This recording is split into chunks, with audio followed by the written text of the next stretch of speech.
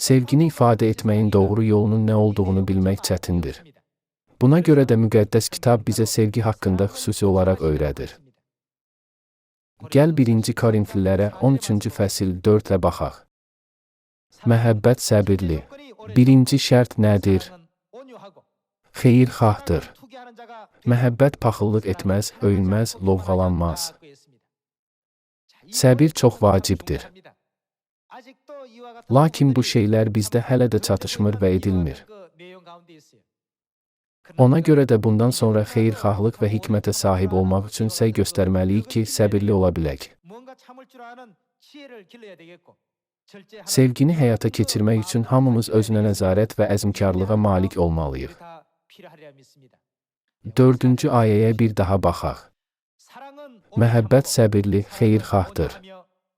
Məhəbbət paxıllıq etməz, öyünməz, lovğalanmaz. Kobudluq etməz, öz xeyrini güdməz. Bundan sonra nə deyir? Tələsdiyimiz və ya narahat olduğumuz zaman ilk növbədə qəzəblənmək insan təbiətidir.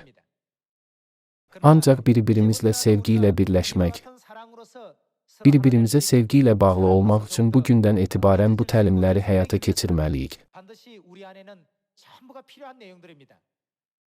Məhəbbət hirslənməz, ona edilən pislikləri sayıb hesablamaz. Məhəbbət haqsızlığa sevinməz. İnsanlar sevgi barəsində düşünəndə onu bütün qüsurları kör-körənə örtmək kimi qəbul edirlər.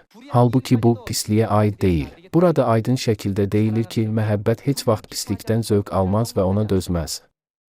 Məhəbbət haqsızlığa sevinməz, həqiqətə isə şadlanar. O hər şeyə qatlaşar, hər şeyə inanar, hər şeyə ümid bəsləyər, hər şeyə dözər. Məhəbbət əsla tükənməz.